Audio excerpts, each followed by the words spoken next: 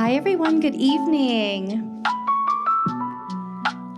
My name is Hannah Squires and I'm the Manager of Education Programs and Community Engagement at History Miami Museum. And we'd like to welcome you all to tonight's program presented in conjunction with the museum's newest exhibition, Belonging in Transit. Belonging in Transit, a photography exhibition by Carlos Muñoz, looks closely at the lives that sustain Redland Market Village, where belonging is a constant transit.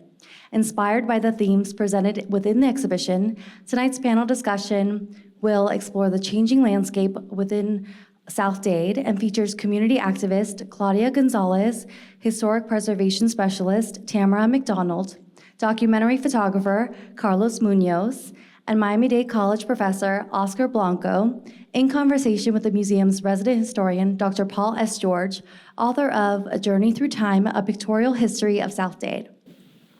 To start us off, we'd like to thank the museum's education and visitor engagement teams for supporting tonight's program, and also to Miami-Dade College Homestead Campus and Miami-Dade County Department of Regulatory and Economic Resources, Office of Historic Preservation, for their collaboration on this program. Now, on to our speakers. Claudia Gonzalez was born to a Guatemalan father and Salvadorian mother and moved to the U.S. as a child.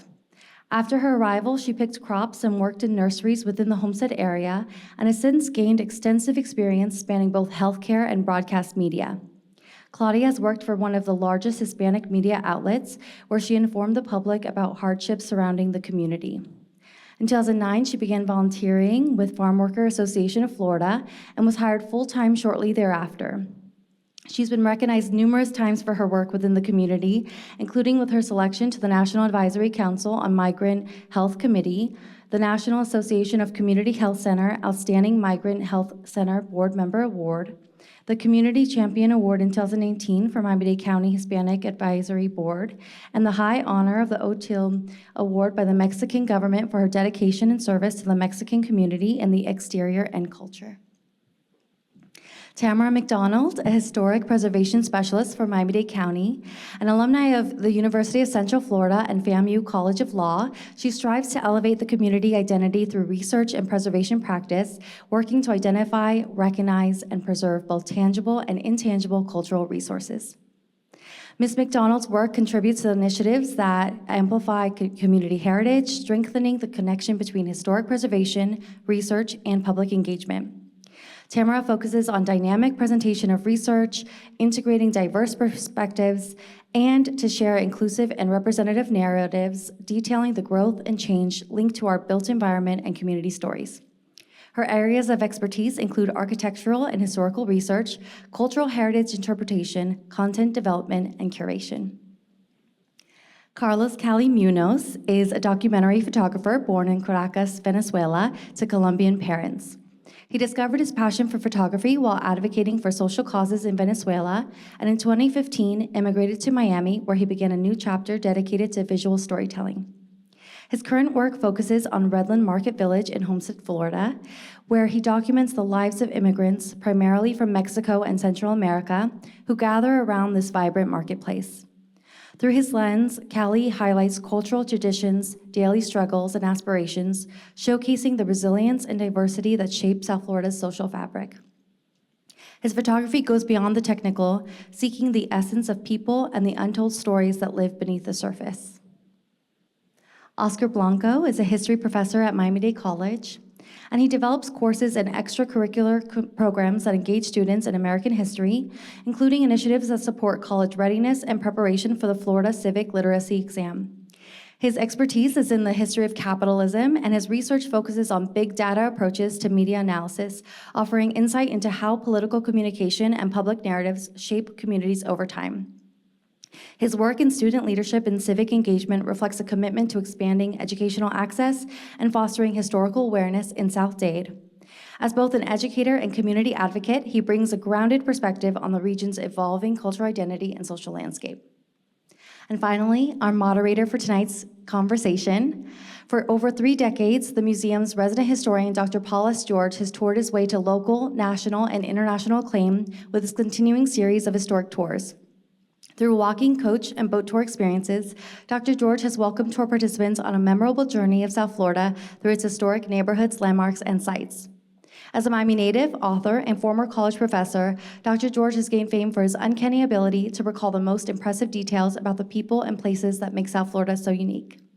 Please join me in welcoming on stage Claudia Gonzalez, Tamara McDonald, Carlos Muñoz, Oscar Blanco, and Dr. Paul George.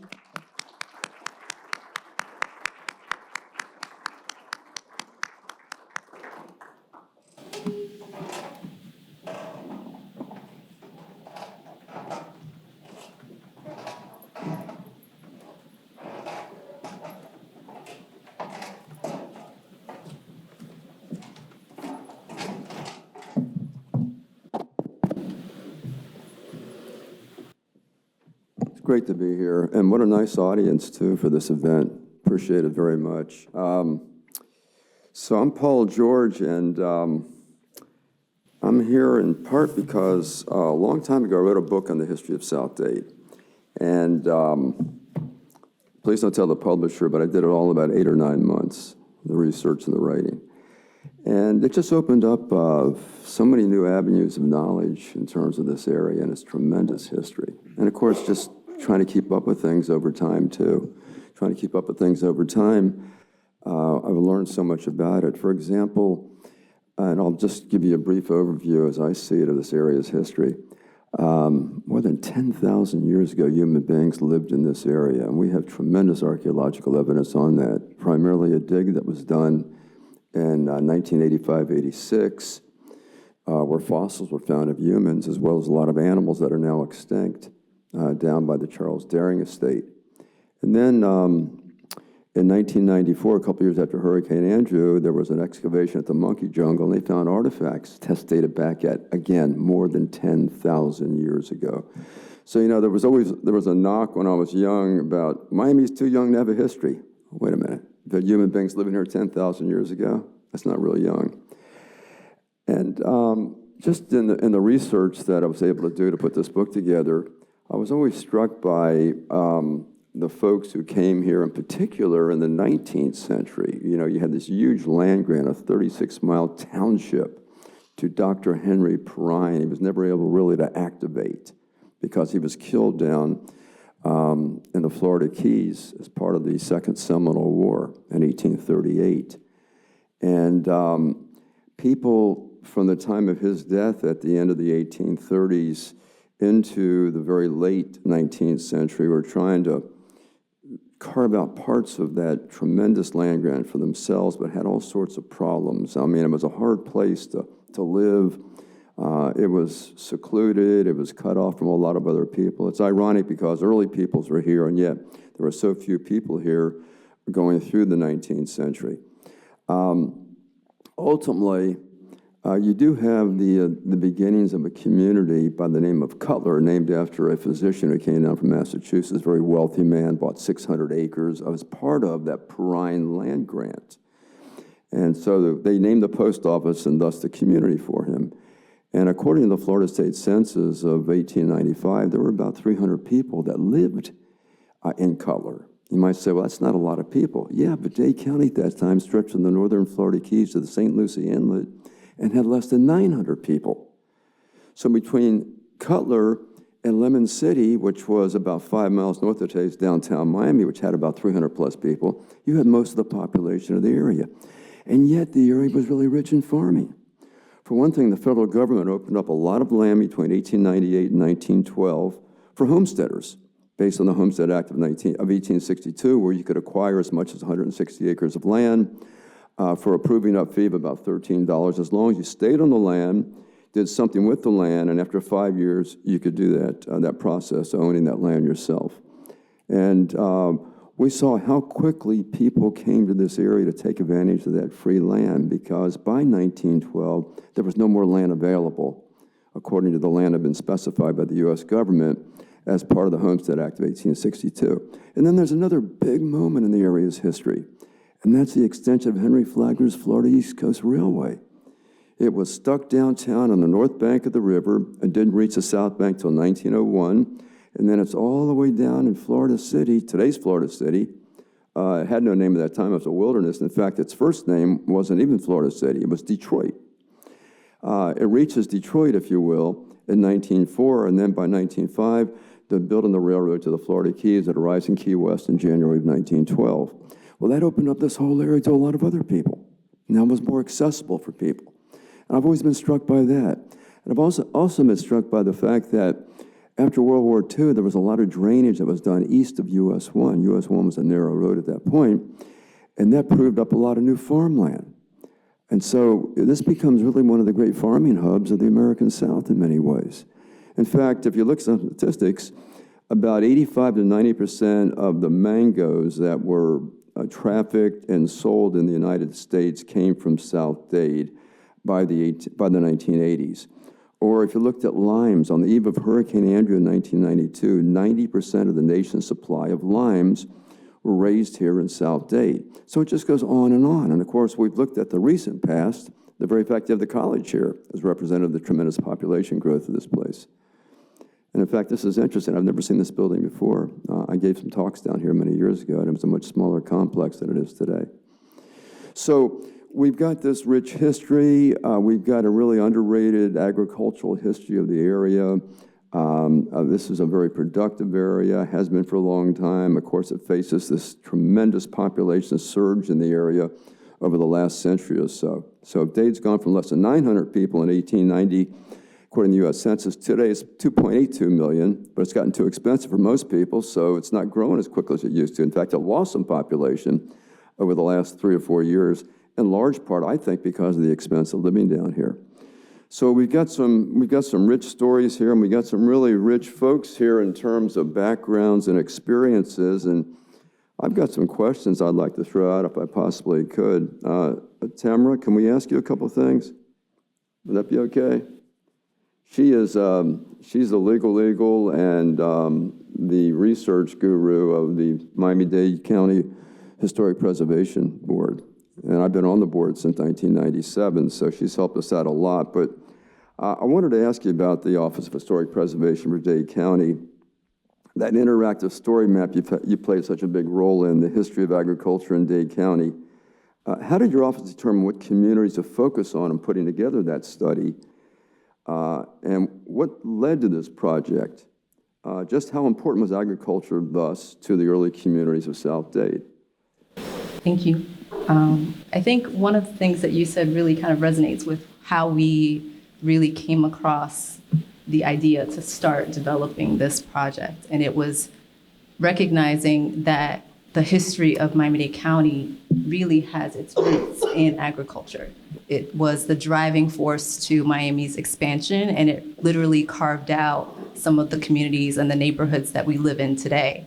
And when we started to really kind of brainstorm on how we can start really connecting with the communities that really resonate with that story, one of the things we realized very, very early on was that this was a county-wide project. This wasn't just focused on the southern part of Miami-Dade County. It was everywhere, from North Miami's dairy fields to south in the Homestead area with the citrus and avocado groves. There is so much about that history that is really just untapped and unknown. And one of the things that our office is really trying to do is to find ways to really take information that is maybe the lesser known of our history and amplify that, finding ways to really create things that resonate with the public, that really present those things in a new way that you guys can take that information in, and maybe it sparks an idea that starts a project of your own that helps to dig into that history even a little bit more. And I think when we started to really explore the places throughout Miami-Dade County that this resonated with, we ended up with way more than I think we really expected. So what you have for the story map that came out of that is a very dynamic, which is one of my favorite buzzwords, dynamic presentation of the development of Miami-Dade County through agriculture. So you have so much about the industry and the farm fields and the packing houses that really go into that story that I think really kind of change your perspective on the importance of agriculture.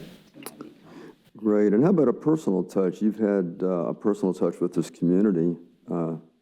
Yeah, and I think I count myself lucky because as part of my work with historic preservation, I've been fortunate that I've had an opportunity to really learn more about my own family history through some of these projects.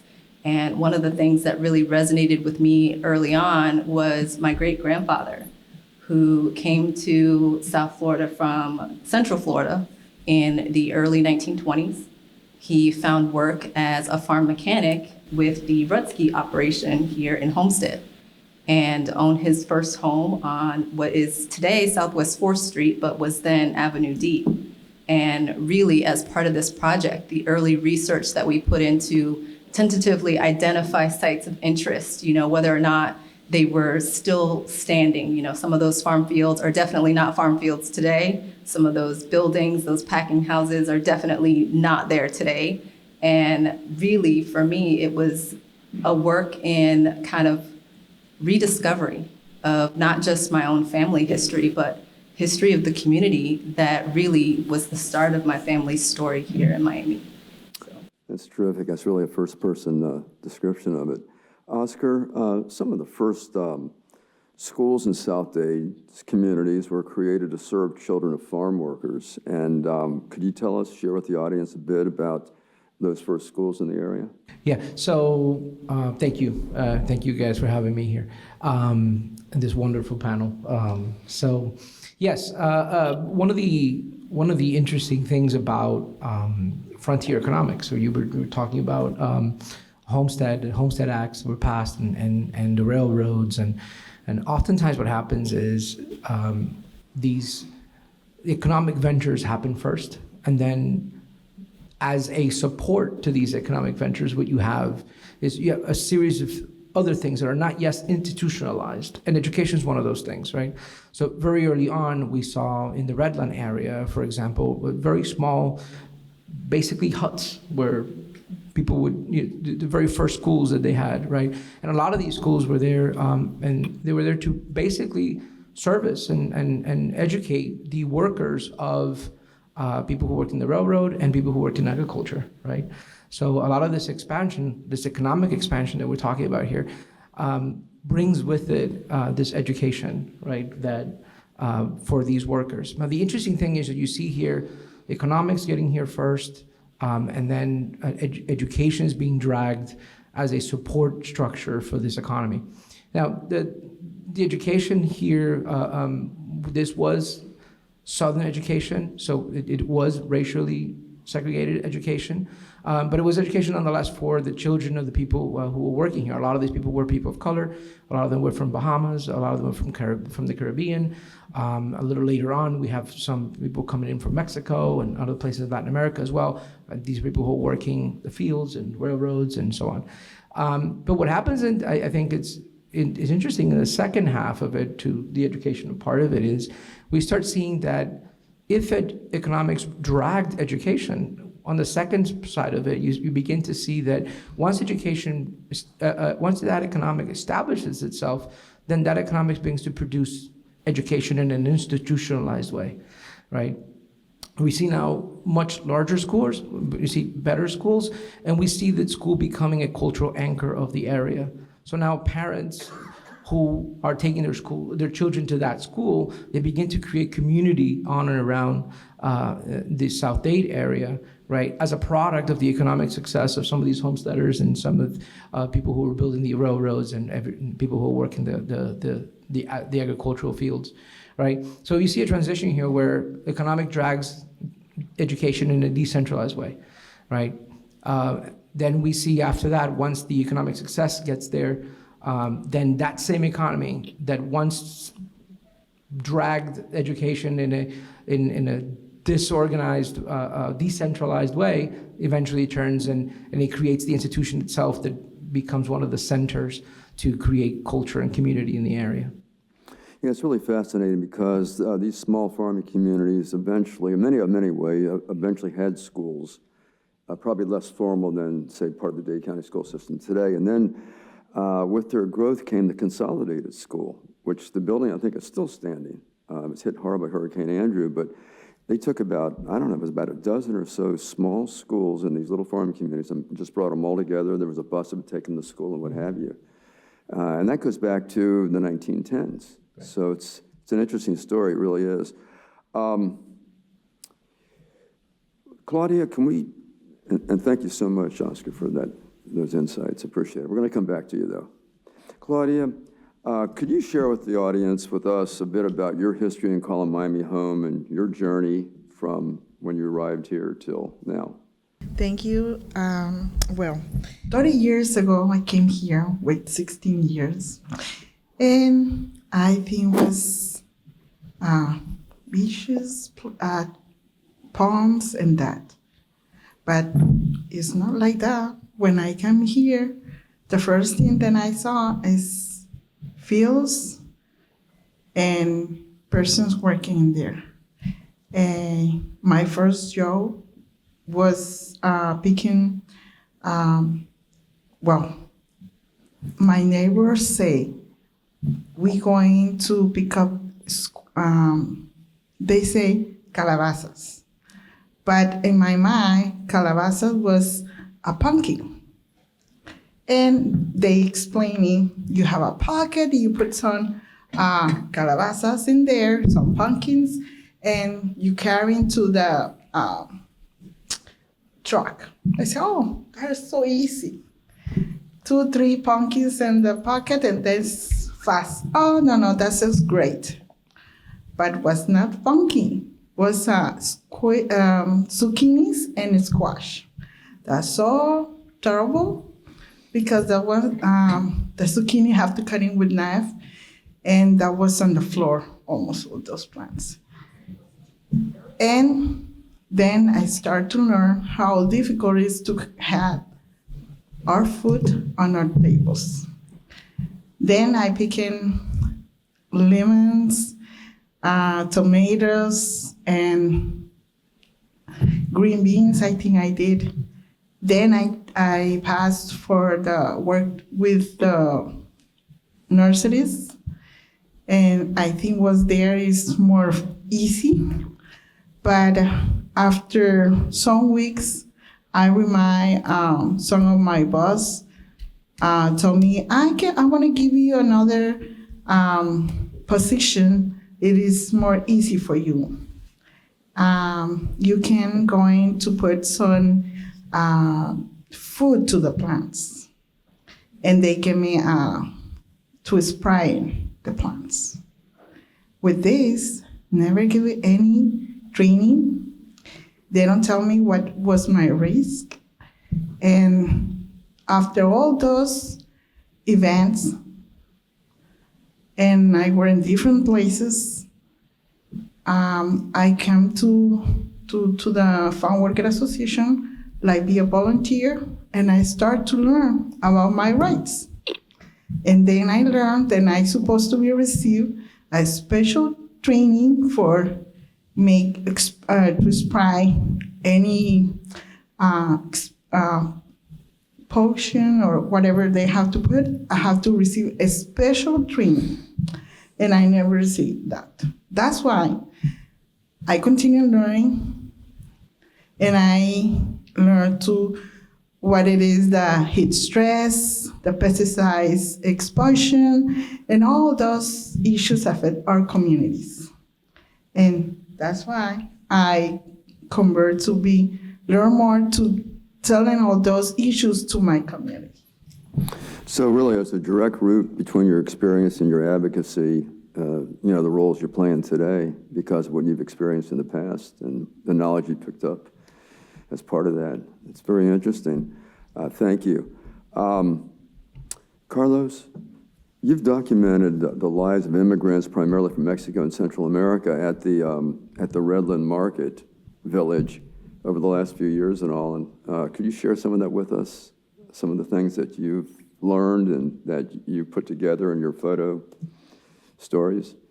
Well, first of all, thank you very much for the History of Miami Museum and to make this happen, this panel.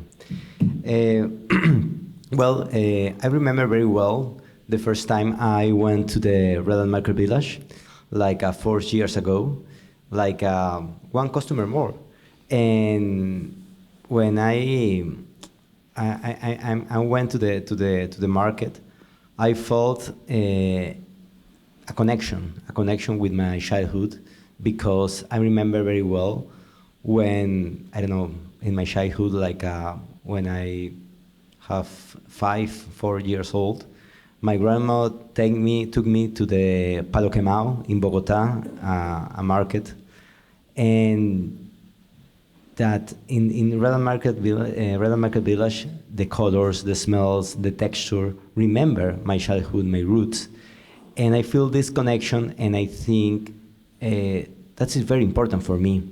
Obviously, I have the connection because I'm a migrant, like the majority of people in the Redland Market Village. And I think this is not a market, this is a community. And I think this is important.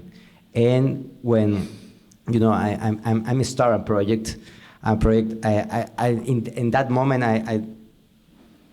I didn't know where is the project in my mind, but I had the necessity to tell these stories of these people, because I think these people, day to day, week to week, year to year, need to belong to a community.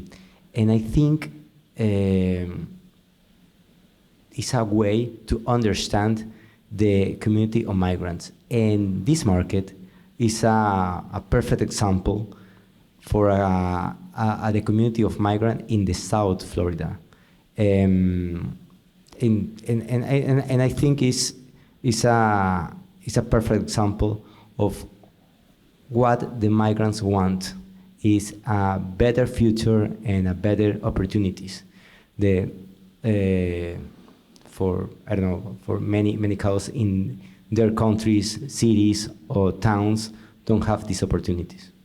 So you won their trust, you became a friend, and they became part of what became this photo essay and exhibition of yours, which is really fascinating.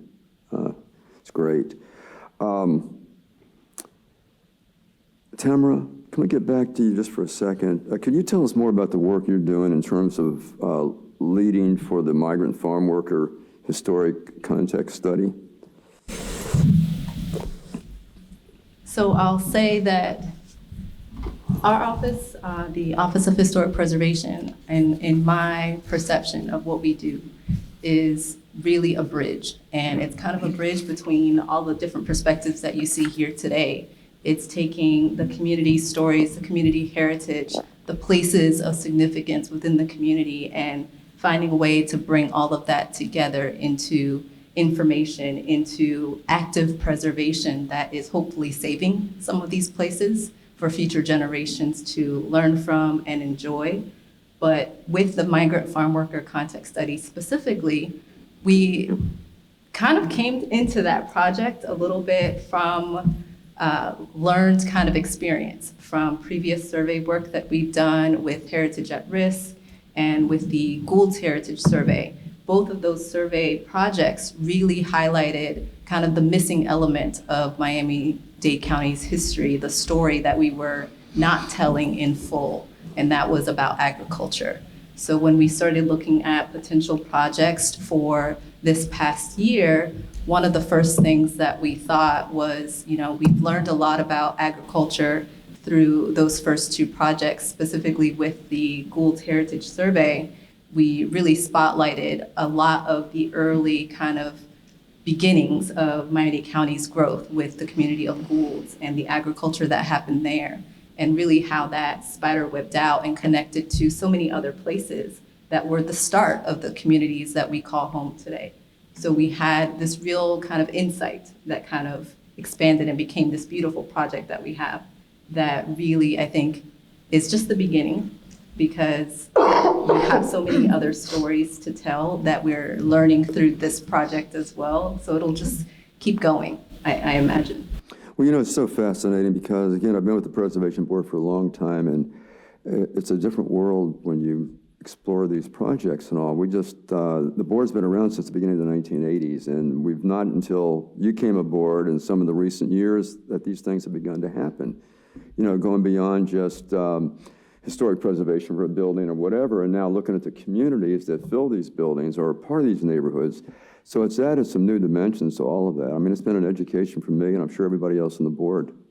It's an enjoyable work, you know, it's rewarding work. And I think one of the things that our office really is proud of is that we're able to really connect on a deeper level with the community through these types of projects. And it's not us telling you, you know, what's important. It's you telling us and us trying to find a way to make something happen with that information and bring something out of these projects that really becomes a representation of all of our voices. You know, the diversity of our communities, really the places that we hold significant and that carry and that are the touchstones to the heritage that we bring from other places and kind of continue on, so.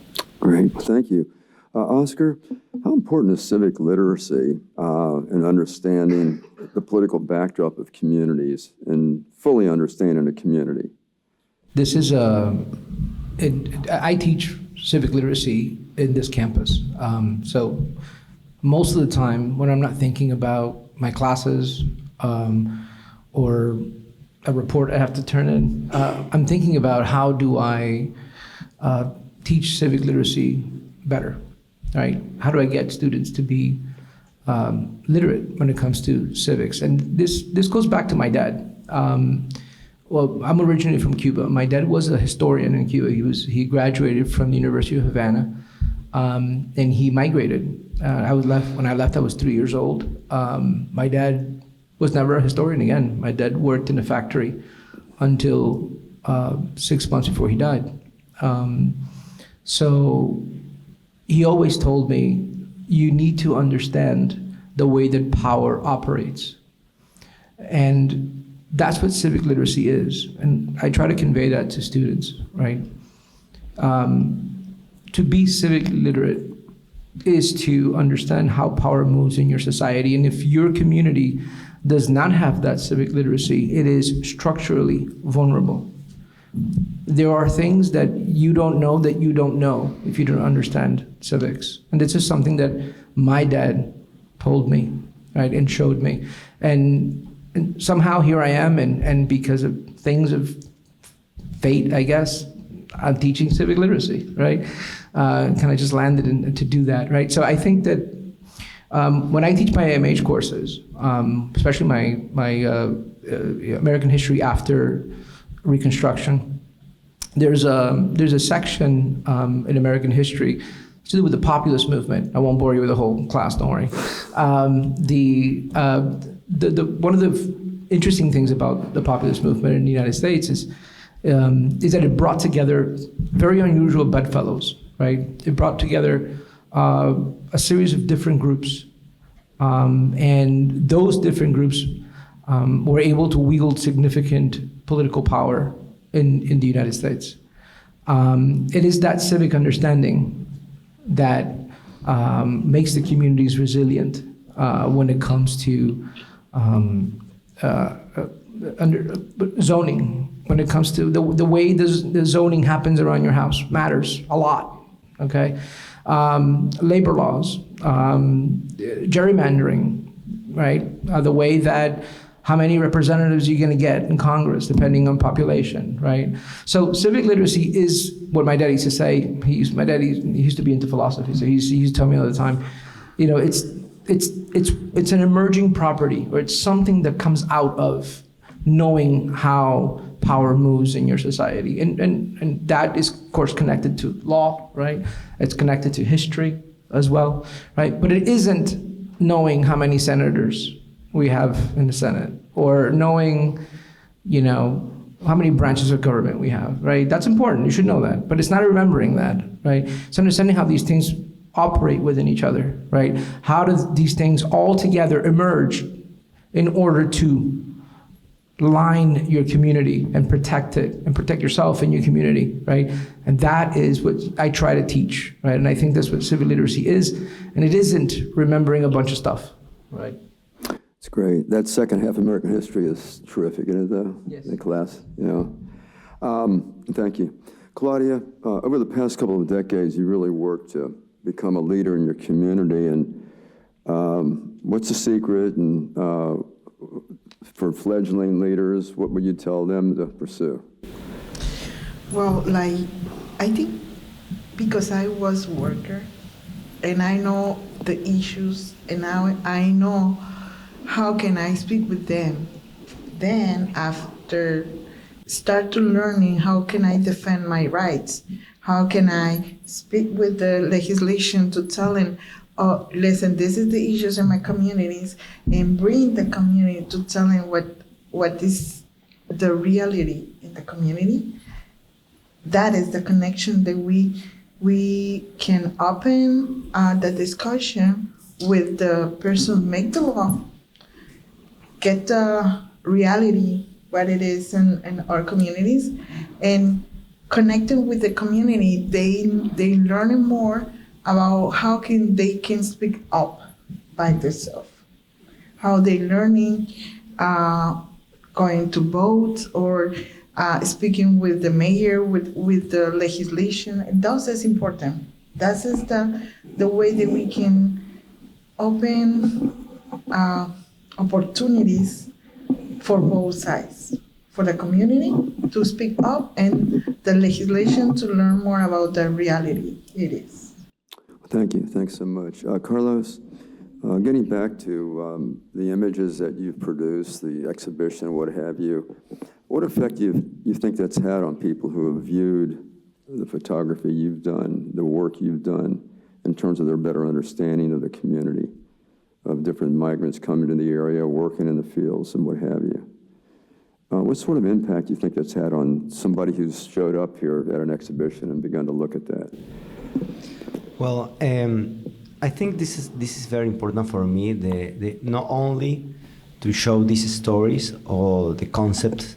I think the concept like empathy, the empathy in the for me in the world in this moment, the level of empathy is very low. Or the amount in empathy is very low, because I think the people think about the other like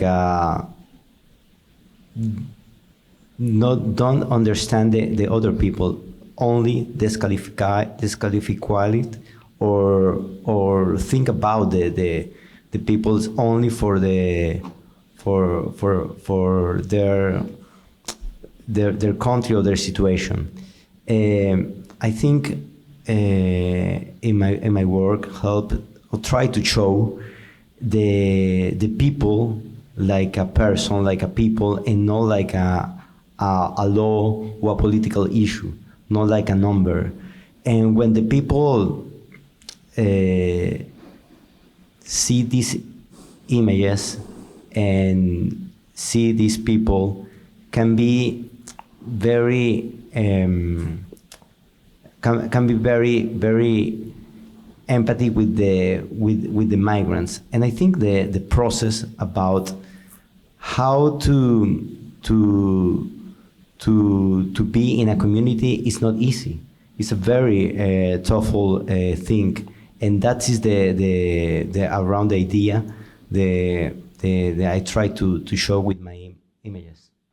Okay, sounds good. Thanks so much. I wanted to, if we could, skip to South Dade in the 21st century. I mean, there's so much change in this area. Every time I come here, which is rare, you just see these new housing developments all over the place. Traffic just coming tonight, I just couldn't believe it, how thick it was. But I wanted to ask Oscar, if we could, to help us contextualize this story. And in thinking about this subject, that is South Dade in the 21st century, how has agriculture helped shape other major industries in the United States? How has it allowed for economic, social, and perhaps international development in regard to Latin America? I mean, those are broad sorts of questions. Yeah, that's a big question, yeah. Let's see what we can do. this is also a question that it kind of goes to my research a little bit, right? I focus in economic history, right? And it also talks about the way that people interact with economics. Most of the time, sometimes people interact with economics through abstractions. It's like these formulas and graphs and stuff that when they're pointing up, it's good. When it's pointing down, it's bad, right? And when you deal with agriculture, sometimes at best, you say, in the best case scenario, it's like, oh, we need agricultural workers because otherwise, we wouldn't have tomatoes at Publix or what have you, right? And at worst, these people are invisible. Agriculture is just an invisible thing. Your broccoli just shows up in your market, right? But it isn't that at all. In fact, economic development is very complicated and is very integrated. Agriculture is today and has been in the United States at the very center of economic progress. So, for example, if you have a plantation of tomatoes, right? It does more than just grab that tomato and make that tomato show up in your supermarket, right? That tomato needs to be planted in a land that has a market value, that goes up and goes down, that people speculate on, that banks lend to, right? That tomato needs a road to get wherever it's going, which means it needs truck drivers, which means it needs trucks. And those trucks, you know what they need? They need to be built. And you know what else they need? Maintenance, right? And those trucks, wherever they go, they have to be unloaded by other people who gets to unload it. And the people who unload those trucks, you know what they need? Insurance. And that's an insurance company. Now we got the banking. We just opened a whole banking sector and we started with a tomato, right? That's it. So when you think about agriculture and you think about an agricultural worker, right? Oftentimes we think, well, that's an agricultural worker. They picked the tomato, and then you have the banker. Person's making the future in banking. No, it's all the same. It's all the same. It's all one large integrated system, right? And oftentimes when it comes to agriculture, which is, again, at the center of American economic development, right? Agriculture it's that domestically, but it also opens markets internationally in many ways, in exportation of goods, right? But also in the importation of workers. A lot of these workers come from other places. Many times come from other places. Okay, so agriculture is at the center. It forms the economy. It's center to the economy. It is essential to the economy, just like the most highfalutin, financial instrument you can think of that you'll never understand. Right? It's just as crucial, and I think that's important to understand, and oftentimes we don't. We overlook it a lot. We really do. There are so many steps along the way to get that tomato. Yep. Thank you so much. Claudia, we've seen a loss of farmland. We've been talking about this earlier due to the development of housing tracts and what have you in this community. What sort of impact do you think that's going to have long-term on agriculture in the area? Well, let me tell you, I think, that's in my opinion, the housing and the solar panel is fine with agriculture. Because right now, you can see more housing in the areas. We lost a lot of lands for agriculture. Some of them is using with solar panels. And like Oscar mentioned, that's less opportunities to plant. And here, South Florida, South Dade, is a tropical area. This area is the only place that you can plant some of veggie and fruits specifically, because it's the weather that the land, the weather, and everything. It is for avocados, mangoes, and many of others tropical fruits. And if we don't have that lands, we can plant in those. They have to come in from outside too. Because in the United States, you can plant in any other place, just here. And that's just worry for me because, if you want a fruit, you can't have it. Well, how much you have to pay for that? Yeah.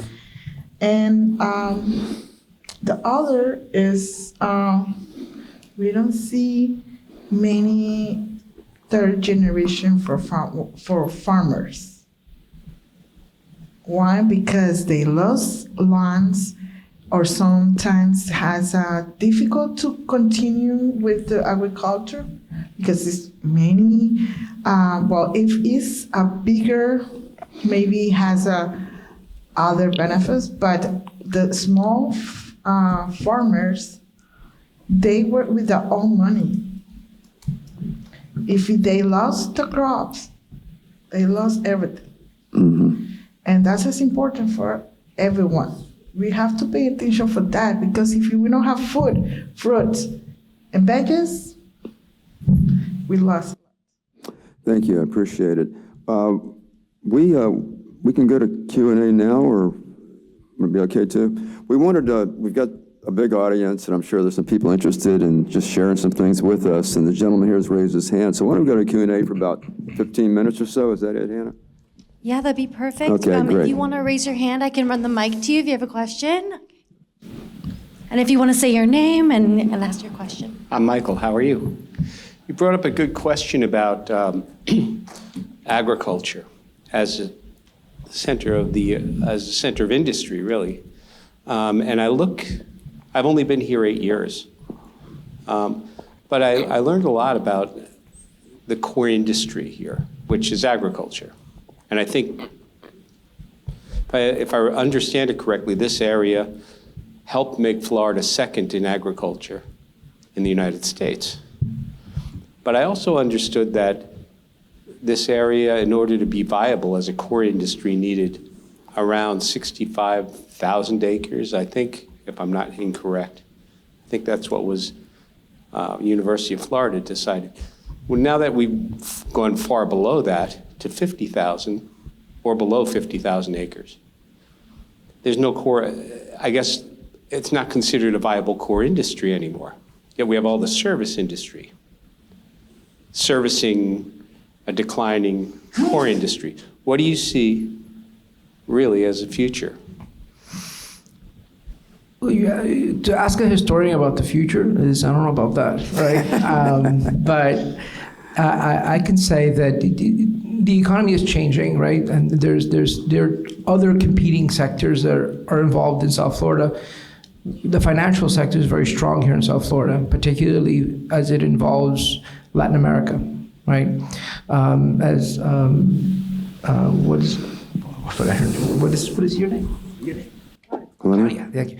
As Claudia mentioned, right, you see agriculture disappearing, right, and much more of a service industry. And this tends to happen. Okay, this tends to happen, for better or worse. I'm not saying, right, but these things tend to happen where an economy goes beyond, so it transcends, right, the point of production. It goes into a post-production, which is mostly based on financial services, services in general, and speculation, right? So what do I see that going? I think that's going to continue to happen. I think that's not just a Miami problem or a Florida problem. I think that's a United States problem, if you want to see it as a problem, right? But yeah, I think that if I have to make a prediction, which I don't want to, but you're making me, right? I think this is going to continue to happen, and we're going to have industries competing. At the same time, the economy does tend to adapt and correct back to operational levels, right? So hopefully that will happen, right? Great, well, thank you, thanks. We have a question over here. Hello, my name is Rembrandt. I live in Cutler Bay. I've been practically a lifelong resident of Cutler Bay here in South Dade. And thank you for an amazing panel this evening. So many topics you guys discussed, and I just wanted to touch on maybe two aspects that I believe, Tamara, you mentioned, the Gould's Heritage Survey, and then Professor Blanco, excuse me, you mentioned the structures of power. So connecting those 2 points, for me personally, one of the things that I find important and precious is the preservation of our history. And a little part of me dies and every time that we come close to the erasure of that. So that means, for example, our precious endangered lands, our pine lands. And that also means, as an example, our lands that have historical values. Again, I mentioned the Goals Heritage Survey. So something like Silver Green Cemetery. Can you share that with the audience? Because I think also that is important. Either Professor Blanco or Tamara, I assume you probably both kind of have a handle on that. So your question on power was what? Well, I mentioned power because it comes into play here, right?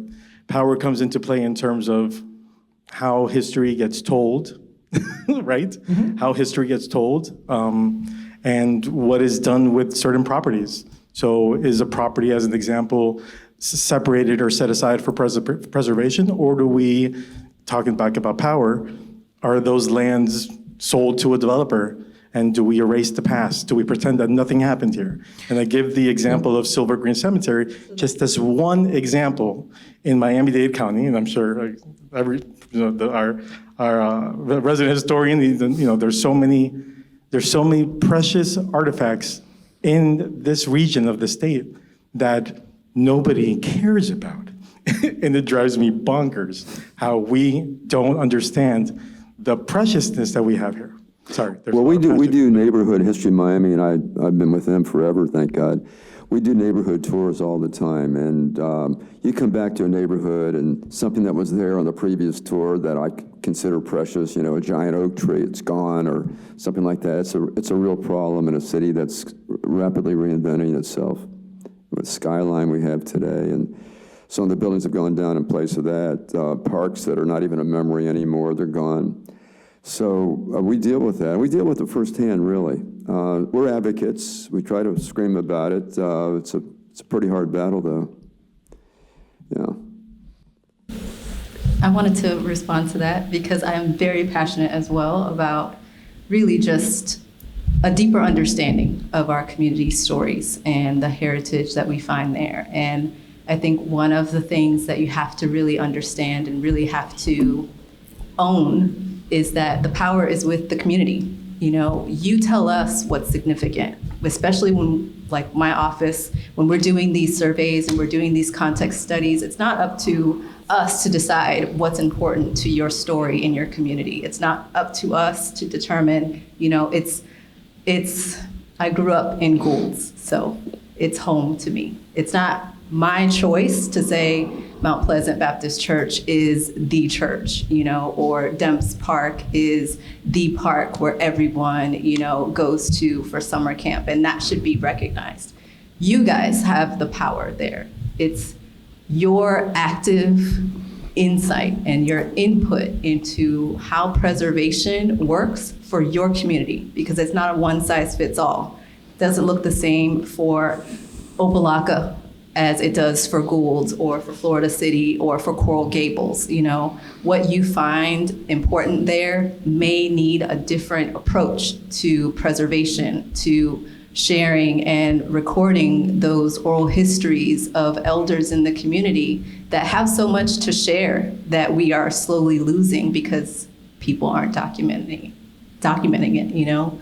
It's the power is yours, and it's, I think, for our office, a really important thing, an important task to be a collaborator as part of that and to help those efforts kind of come to fruition. Another question? Anybody? Yes. Hi, thank you so much. My name is Yanni, and I'm curious, as you all are talking about the loss of land and the impacts on folks here, I'm curious about what existing or emerging services, social services exist for either folks that are being maybe pushed out of their homes or people who are losing their jobs or having to turn to maybe the service industry or construction. What are some of those supports that exist, if there are any here locally? And a second question I have that's somewhat related is what the impacts of the current situation with immigration and raids that have been happening, how are you all seeing that impact the community here locally? Maybe Claudia, Tamara can address that. Claudia? Well, immigration is a big issue, and well, Homestead is, well, personally I say Homestead has had some areas when they talking about immigration or they want to arrest something, they say Homestead. And we have some points that we know they're going directly to that areas because it's the lowers. Some persons change the address, like many persons live in this area and it's easy for them. But it's difficult to find a place to live with low income. When someone has, some of them, they don't have a car, have to live in the, behind to the big farms in the back, like the railings area. And I think it's a big issue to get a good place to live and find transportation and work in the fields. It is difficult for our communities. You can find a person living in shells. You think that is for the materials. If you see air conditioner in the back, it's because someone lived there. And that's why I said it's a big challenge, the housing in this area, because we don't have area. We have water and coconut rice, and that's it. And that's why I say that's the big issue for our community. Any other questions? Any other questions? Yes. Coming to the front. Okay, yes, Hi.